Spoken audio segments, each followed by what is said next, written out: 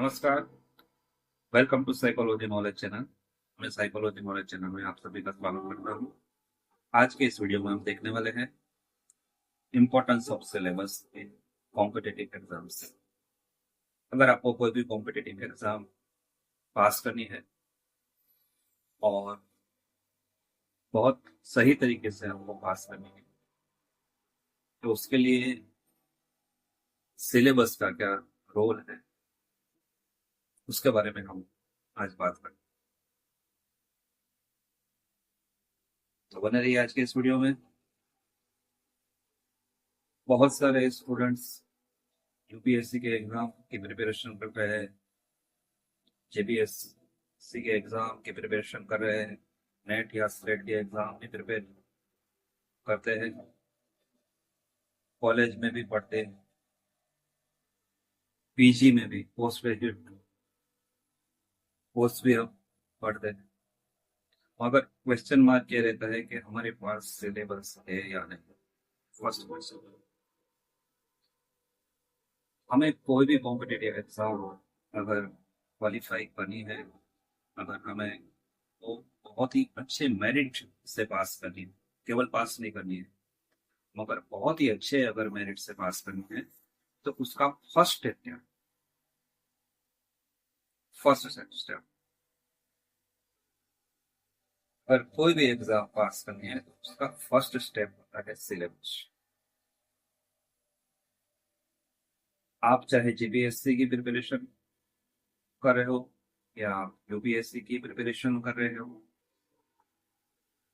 आप नेट या स्लेट की प्रिपरेशन कर रहे हो या कोई भी कॉम्पिटिटिव एग्जाम की अगर आप प्रिपरेशन कर रहे हो, उसमें सबसे फर्स्ट स्टेप है वो सिलेबस। जो भी स्टूडेंट्स भी कॉम्पिटिटिव एग्जाम में लगे हुए हैं, प्रिपरेशन में लगे हुए हैं, वो स्टूडेंट्स के लिए आज का ये वीडियो बहुत ही इम्पोर्टेंस है, क्योंकि एग्जाम के लिए केवल क्लासेस करना, केवल प्रिपरेशन करना उतना इम्पोर्टेंस नहीं। कुछ छोटी छोटी बातें जो होती वो चीजें हमें मालूम होनी चाहिए, और ये जो सब चीजें हैं वो हमें प्रिपरेशन के लिए, साइंटिफिक प्रिपरेशन करने के लिए हमें सहाय रूप हेल्पफुल होती है, और उससे हमारा रिजल्ट बहुत ही अच्छा,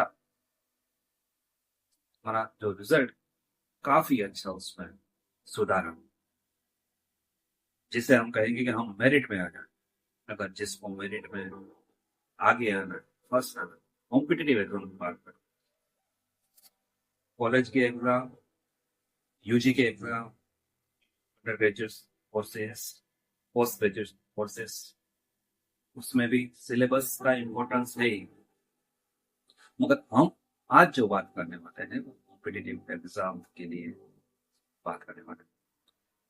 तो कोई भी कॉम्पिटिटिव एग्जाम आप अगर प्रिपरेशन कर रहे हो तो उसका फर्स्ट स्टेप क्या है? आप सोच रहे हो कि मुझे जेपीएससी के एग्जाम पास करनी है या पीएससी के एग्जाम पास करनी है, तो उसका फर्स्ट स्टेप क्या है? हम स्टार्ट कहाँ से करेंगे एग्जाम के लिए? क्या हम एडवर्टाइजमेंट की वेट करेंगे? क्या हम कोई बुक्स ले लेंगे? क्या हम ऐसे ही पढ़ाई स्टार्ट कर देंगे? यूपीएससी या जीपीएससी की एडवर्टाइजमेंट की वेट करने से भी एग्जाम पास नहीं होती है। या तो पढ़ाई ऐसे ही अगर शुरू कर देंगे तो भी उससे हमें सफलता नहीं। या तो कोई बुक्स हमने परचेज कर ली तो भी उससे हमें सफलता नहीं मिलेगी। तो जो एग्जाम, जो कॉम्पिटिटिव एग्जाम है, जो भी उसके लिए जो हमें सक्सेस चाहिए, रिटर्न एग्जाम में हमें अगर मेरिट में आना है, फर्स्ट मेरिट में आना है, सेकंड मेरिट, थर्ड मेरिट में, तो एक बार फर्स्ट मेरिट, सेकंड थर्ड का सोचना ही नहीं, मेरिट में फर्स्ट रिटर्न एग्जाम, आईएएस के एग्जाम, आईपीएस के एग्जाम या जीपीएस की जो है जीएएस के एग्जाम, सेक्शन ऑफिसर के एग्जाम, नेट के एग्जाम, स्लेट के स्लेट एलिजिबिलिटी टेस्ट, जीसेट के एग्जाम जो प्राध्यापक बनने के लिए हम दे रहे हैं। तो ये सभी जो एग्जाम है उस ये जो एग्जाम की हम प्रिपरेशन करते हैं उसमें जो फर्स्ट स्टेप वो फर्स्ट स्टेप। तो कोई भी एग्जाम हमें वर्ड की कोई भी एग्जाम अगर हमें पास करनी है एग्जाम, तो उसका फर्स्ट स्टेप है सिलेबस आप ले लीजिए। कोई भी एग्जाम तो कलेक्ट सिलेबस। आपका फर्स्ट स्टेप यही आता है कि आपको सबसे पहले सिलेबस तैयार। आप अभी फर्स्ट ईयर में हो, मगर आपको ग्रेजुएशन के बाद अगर आपको जेबीएससी या यूपीएससी की एग्जाम देनी है, कोई बात 3 साल के बाद आप देने वाले हैं, 4 साल के बाद आप देने वाले हैं, या तो मास्टर डिग्री के बाद आप नेट के एग्जाम देने वाले हैं, स्लेट के एग्जाम देने वाले हैं। तो ऐसा नहीं है कि जब हम एग्जाम देने वाले हैं वो टाइम पे हम सिलेबस कलेक्ट करेंगे। तो फर्स्ट स्टेप जो आता है वो आप सिलेबस एडवांस प्रिपरेशन के लिए आपका फर्स्ट स्टेप क्या, आप सिलेबस कलेक्ट कर लीजिए। सबसे पहली बात है कि आप कलेक्ट सिलेबस। अभी क्वेश्चन ये आता है कि हमें सिलेबस क्यों करेक्ट। फर्स्ट ये पूरा साइंटिफिक बात है, कलेक्शन ऑफ सिलेबस, ये पूरा साइंटिफिक। एग्जाम को अगर हमें अच्छे रैंक से पास कर तो सिलेबस ये कंपल्सरी, कंपल्सरी जितने भी लोग यूपीएससी जीपीएससी या अच्छे मेरिट से पास हुए हैं वो लोगों को आप पूछेंगे, कहेंगे कि फर्स्ट स्टेप क्या है, टू कलेक्ट सिलेबस। जो भी वीडियो देख रहे हैं और जो भी जीपीएससी या यूपीएससी या कोई भी एग्जाम की प्रिपरेशन कर रहे हैं, तो मैं उसको क्वेश्चन ये कर रहा हूँ कि आप जो एग्जाम देने वाले हैं वो एग्जाम का सिलेबस आपके पास है, ये मेरा क्वेश्चन है। आप जो प्रिपरेशन कर रहे हैं उसका सिलेबस आपके पास है या नहीं। अगर आपके पास सिलेबस नहीं है और आप एग्जाम की प्रिपरेशन करने वाले हैं तो गारंटी नहीं है कि आप उसमें पास हो। ज्यादातर उसमें फेल होने की पॉसिबिलिटी रहती है विदाउट सिलेबस अगर आप प्रिपरेशन करें। तो सिलेबस क्यों हमें लेना चाहिए, सिलेबस को हमें सबसे पहले सिलेबस ही क्यों। मैं तो कॉलेज के स्टूडेंट को भी बताता हूँ कि आप फर्स्ट ईयर में जब एडमिशन लेते हो तो फर्स्ट ईयर में आप जब एडमिशन लेते हो तो आपका पहला स्टेप, फर्स्ट स्टेप यही होता है कि कलेक्ट सिलेबस। तो सिलेबस से हमें क्या फायदे होते हैं, तो हम 5 बातें आज बताने वाले हैं। 5 इंपॉर्टेंस जो चीजें हैं, ये 5 चीजें आपको याद रखनी। सिलेबस हमें क्यों लेना है। फर्स्ट जो है डायरेक्शन ऑफ रीडिंग।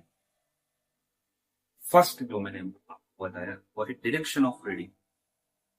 सिलेबस से हमें क्या पता चलता है, हमें कौन सी दिशा में पढ़ना है। ऐसे ही कुछ भी नहीं पढ़ लेते। बहुत सारे लोग बहुत ही तैयारी करते हैं, कोई कहता है मैं 10 घंटे पढ़ रहा हूँ, कोई कहता है 8 घंटे पढ़ रहा हूँ, 6 घंटे पढ़ रहा हूँ। मगर आपके पास सिलेबस है, ये क्वेश्चन अगर आपके पास सिलेबस होगा तो आप सही डायरेक्शन में आप पढ़ेंगे, आपको दिशा मिलेगी कि क्या पढ़ना है, किस और पढ़ना है। तो डायरेक्शन ऑफ रीडिंग ये उसका फर्स्ट। सिलेबस क्यों पढ़ना है, तो हम जो रीडिंग कर रहे हैं उसको एक डायरेक्शन। दूसरी चीज हम बता रहे हैं कि सिलेबस क्यों पढ़ना। दूसरी इंपॉर्टेंस बात यह है कि हमें सिलेबस क्यों पढ़ना है, तो content of reading. Content of reading का मतलब ये हुआ है कि हमें क्या पढ़ना है, क्या पढ़ना, कंटेंट क्या है। Varieties of GPSC exam 16 to 17 exam है जीपीएससी की। इंडियन एडमिनिस्ट्रेटिव सर्विस की भी बहुत सारी एग्जाम, आईपीएस की एग्जाम, नेट स्लेट की एग्जाम। तो हर एक का एक सिलेबस है और ये सिलेबस हर एक एग्जाम का डिफरेंट।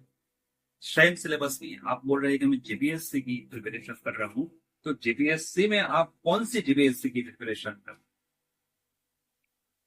सेक्शन ऑफिसर की प्रिपरेशन कर रहे हैं तो उसका सिलेबस कुछ अलग है, मामलतदार की प्रिपरेशन कर रहे हैं तो उसका सिलेबस अलग है, IAS GaAs Gujarat administrative service की आप अगर प्रिपरेशन करें तो उसका भी सिलेबस अलग है, आईएएस की आप प्रिपरेशन करें तो उसका भी सिलेबस अलग है।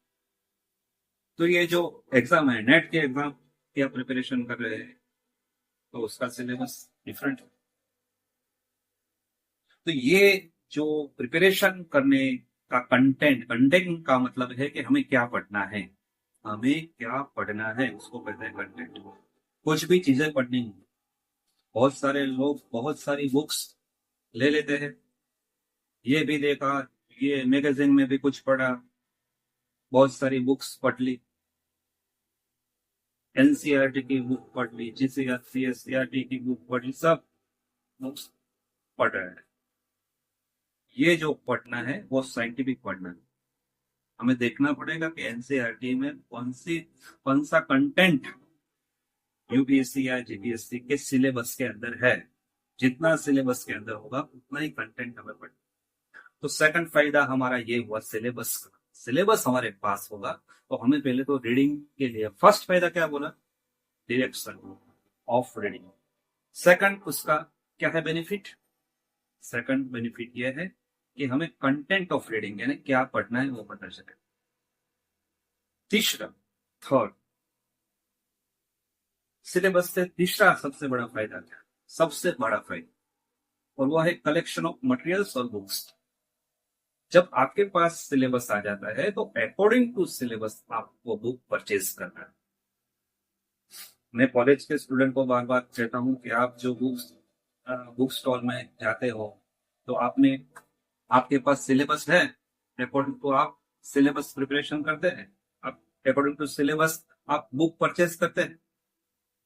कितने स्टूडेंट ऐसे हैं कॉलेज के कि जो सेम वन में जिन्होंने एडमिशन लिया और उसके बाद सिलेबस है और सिलेबस देख के उसने अपनी बुक परचेज की। तो ये जो बातें हैं सिलेबस, जो कॉलेज की बात तो है, मगर कॉम्पिटिटिव एग्जाम की जब हम बात करते हैं तो जीपीएससी के एग्जाम का जो सिलेबस है वो आपके पास होना चाहिए। जब आपके पास जीपीएससी के एग्जाम का सिलेबस होगा, या तो आप यूपीएससी के एग्जाम अगर आपके अपियर होने वाले हैं तो यूपीएससी के एग्जाम का भी आपके पास सिलेबस होना चाहिए। जीपीएससी या तो यूपीएससी के एग्जाम का अगर आपके पास सिलेबस आ जाएगा तो उसके बाद आपको पता चलेगा कि कितने यूनिट्स है, कौन सी प्रिपरेशन करनी है। और ये जो सिलेबस है अकॉर्डिंग टू सिलेबस आपको कलेक्शन ऑफ मटेरियल्स, जो भी मटेरियल को आप कलेक्ट करना चाहते हैं या तो कोई बुक्स आप परचेज करना चाहते हैं, वो सिलेबस हमें बताए, सिलेबस हमें गाइड करे। क्योंकि मार्केट्स में थाउजेंड ऑफ बुक्स अवेलेबल, आप मार्केट में जाएंगे, मैगजीन की शॉप में जाएंगे, बुक स्टॉल में जाएंगे तो बहुत सारी बुक जीपीएससी के नाम पे, यूपीएससी के नाम के इतना सारा मटेरियल्स, आप पागल हो जाएंगे। आपको देखना पड़ेगा कि अकॉर्डिंग टू सिलेबस हमें कौन सी बुक मिल रही है, या तो बुक्स का जो कंटेंट है वो अकॉर्डिंग टू सिलेबस है या नहीं। ये कंटेंट एंड सिलेबस और ये मटेरियल्स तीन दिन साथ में आती, तो आप जो बुक खरीदने वाले हैं वो बुक भी अकॉर्डिंग टू सिलेबस है या नहीं।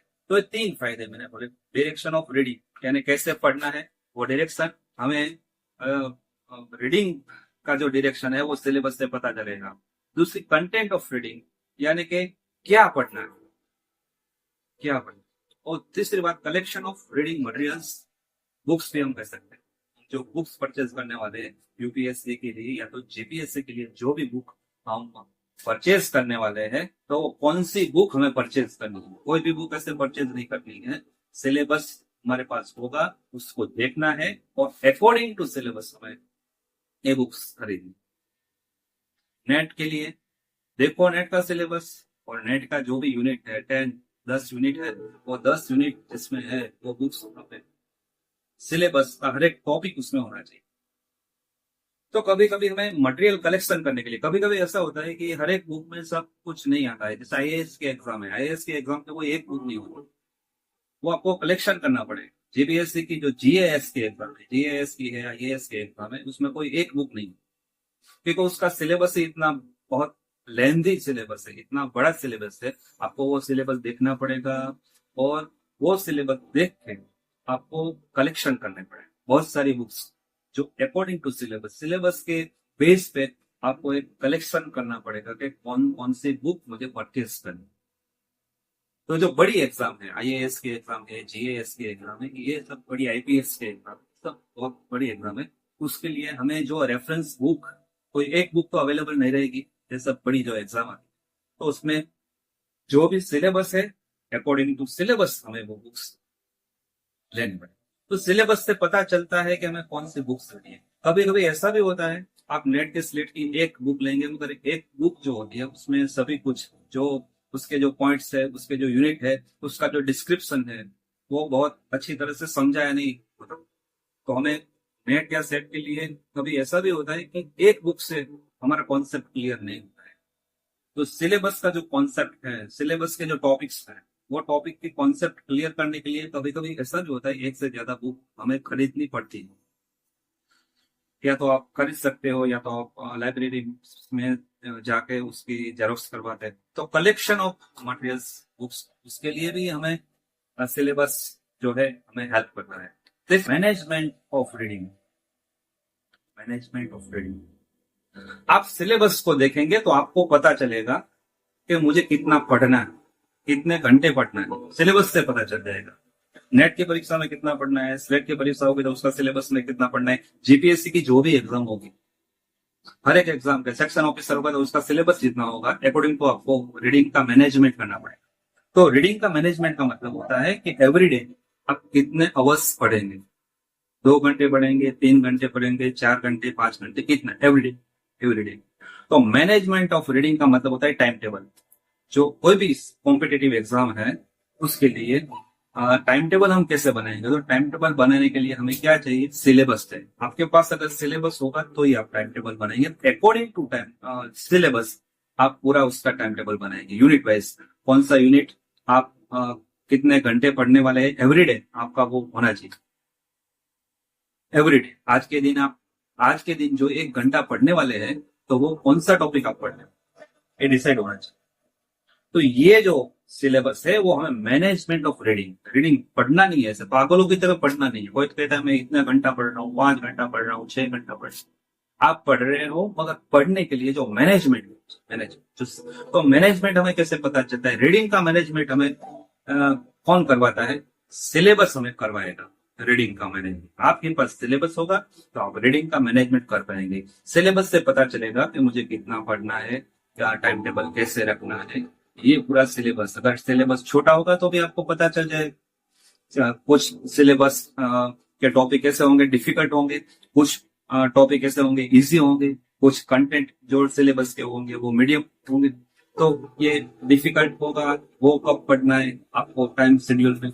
ओके, तो टाइम टेबल में ऐसे आप जो मैनेजमेंट करना होता है रीडिंग का, यानी कि टाइम टेबल जब आप बनाते हैं तो इजी कंटेंट कब पढ़ेंगे, डिफिकल्ट कंटेंट कब पढ़ेंगे, जो मीडियम कंटेंट है वो कब पढ़ेंगे, ये सब जो मैनेजमेंट है वो हमें कितना घंटा आप पढ़ने वाले हो, एवरीडे कितने आवर्स, जो फिक्स आवर्स आप पढ़ने वाले हो, कितने घंटे पढ़ने वाले हो, ये मैनेजमेंट ऑफ रीडिंग हमें सिलेबस से पता चलेगा। और सबसे इंपॉर्टेंस जो 5 नंबर का है, सेल्फ इवेल्युएशन।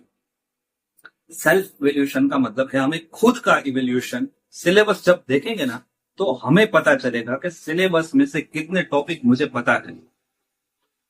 जैसे आप नेट का सिलेबस पढ़ेंगे तो आपको पता चलेगा कि मैंने एमए तक स्टडी किया, मास्टर डिग्री तक पढ़ा हूं, तो मास्टर डिग्री तक पढ़ा हूं तो इसमें नेट में से कितने टॉपिक ऐसे हैं जो मुझे आते हैं, जिसकी प्रिपरेशन मुझे बहुत करनी नहीं पड़ेगी क्योंकि मैंने कॉलेज में ये सब पढ़ा हुआ है, मास्टर डिग्री में ये सब पढ़ा हुआ है।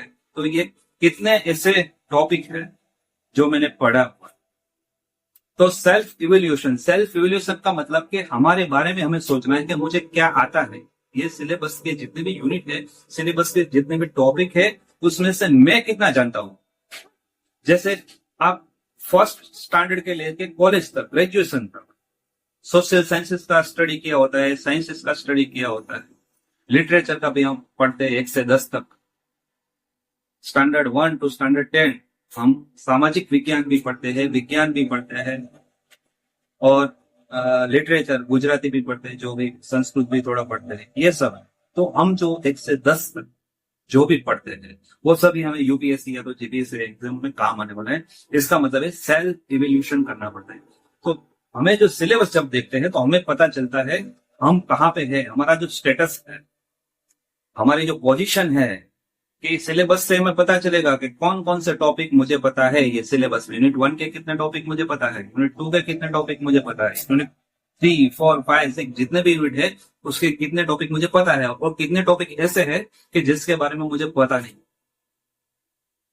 ये हमें जानकारी, सेल्फ इवोल्यूशन का मतलब है हमें सेल्फ इवोल्यूशन, हम अब खुद का मूल्यांकन करना पड़ेगा। खुद का मूल्यांकन करने से हमें क्या फायदा होगा? फायदा ये होगा कि हमें कितनी प्रिपरेशन करनी है, कौन कौन से टॉपिक में हमें कॉन्सेंट्रेट होना है, कौन कौन से टॉपिक ऐसे है जिसमें हमें ज्यादा एफर्ट करने हैं, ज्यादा प्रिपरेशन करनी है, ज्यादा उसको टाइम देना है। तो ये सेल्फ इवोल्यूशन हमें सिलेबस से पता चलेगा। जो टॉपिक ऐसे है जो आपको पहले से मालूम है, आपको पता है, उसके बारे में आपको उतनी प्रिपरेशन करनी नहीं पड़ेगी, ये आपका सेल्फ इवोल्यूशन है। कितने टॉपिक ऐसे है जिसमें ज्यादा मुझे प्रिपरेशन करनी पड़ेगी, ज्यादा कॉन्सेंट्रेट करना पड़ेगा, ज्यादा स्ट्रेंथ की जरूरत पड़ेगी, ज्यादा टाइम उसमें देना पड़ेगा। ये आपको management of your effort, self evolution क्यों है? सेल्फ इवोल्यूशन इसलिए है कि मैनेजमेंट ऑफ योर एफर्ट, जो आप प्रिपरेशन कर रहे हैं, आप जो प्रयत्न करें, एफर्ट का मतलब है जो आप प्रिपरेशन कर रहे हैं, आप जो मेहनत कर रहे हैं, मेहनत ऐसे ही नहीं करनी है, मेहनत का इवोल्यूशन। सिलेबस है वो आपका मेहनत है, हर एक टॉपिक में सेम मेहनत नहीं करनी है, सेम एफर्ट नहीं होना। आप सिलेबस के हर एक टॉपिक आपको आपका एफर्ट के बारे में, आप जो मेहनत करना चाहते हैं, तो वो मेहनत के बारे में भी आपका मूल्यांकन आप खुद करना पड़ेगा। आप ये कौन सा टॉपिक ऐसा होगा कि जिसमें मुझे ज्यादा मेहनत करने की जरूरत है, कौन सा टॉपिक ऐसा है जिसमें कम मेहनत करने की जरूरत है, कौन सा टॉपिक ऐसा है जिसमें ज्यादा कंसंट्रेशन पावर की जरूरत है, कौन सा टॉपिक ऐसा है जिसमें प्रैक्टिस करनी पड़ेगी। ये सब कुछ पेपर ऐसे भी आता है जिसमें मैथमेटिकल कुछ इक्वेशन होते हैं, कुछ एग्जाम्पल्स होते हैं, तो उसमें प्रैक्टिस करनी पड़ती है। कुछ लॉजिक के कुछ क्वेश्चन होते हैं, रीजनिंग के कुछ क्वेश्चन होती है, तो उसमें प्रैक्टिस करनी पड़ती है। तो ये सब चीजें होती है मैनेजमेंट ऑफ योर एफर्ट्स। कभी कभी लिख के हमें प्रैक्टिस करनी पड़ती है, कभी कभी पढ़ के हमें प्रैक्टिस करनी पड़ती है। तो ये जो है सेल्फ इवोल्यूशन का मतलब है मैनेजमेंट ऑफ योर एफर्ट, आपको कितनी प्रिपरेशन करनी है, 4 घंटा करनी है, 5 घंटा करनी है, ऐसा बोलने से नहीं चलेगा। क्योंकि सिलेबस जब हमारे पास में आएगा तो सिलेबस हमें कुछ ना कुछ हमारे एफर्ट के बारे में, हमें सेल्फ इवोल्यूशन हम करेंगे, कितने टॉपिक हमें पता है, कितने नहीं पता है, कितनी प्रिपरेशन कुछ जो अभी टॉपिक है उसमें करनी है, किसमें कम प्रिपरेशन करनी है, किसमें ज्यादा करनी है, किसमें कुछ टॉपिक में ज्यादा टाइम आपको देना पड़ेगा, कुछ टॉपिक ऐसे है जिसमें आपको कम टाइम देना पड़ेगा, कुछ टॉपिक ऐसे हैं इंटरेस्टिंग है, कुछ टॉपिक ऐसे है जो इंटरेस्टिंग नहीं है। सिलेबस में ये सब चीजें, तो ये सिलेबस की 5 बातें मैंने जो आपको बताई।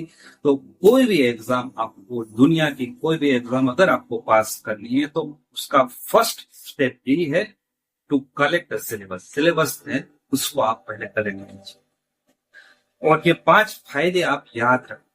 पहला जो मैंने उसका बेनिफिट कहा वो direction of reading, second content of reading, third collection of materials या तो बुक्स, और 4 है मैनेजमेंट ऑफ रीडिंग, और 5वां है सेल्फ इवोल्यूशन और मैनेजमेंट ऑफ एफर्ट। ओके, तो सिलेबस क्यों चाहिए एग्जाम में सक्सेस होने के लिए या मेरिट में फर्स्ट आने के लिए भी सिलेबस हमें चाहिए। ये सिलेबस है वो फर्स्ट बात है। कोई भी एग्जाम अगर आप पास करना चाहते हैं तो फर्स्ट स्टेप है सिलेबस आप कलेक्ट कर। ओके ओके, तो सिलेबस का इंपॉर्टेंस क्या है उसके बारे में मैंने आपको आज के वीडियो में बताया है। सिलेबस हमें मिलेगा कहाँ से? तो सिलेबस है जीपीएससी का सिलेबस हमें जीपीएससी की वेबसाइट में से मिल जाएगा। यूपीएससी का सिलेबस हमें यूपीएससी की वेबसाइट से मिल जाएगा। नेट का सिलेबस हमें यूजीसी नेट से मिलेगा। जीसेट का सिलेबस हमें जीसेट की वेबसाइट से मिलेगा।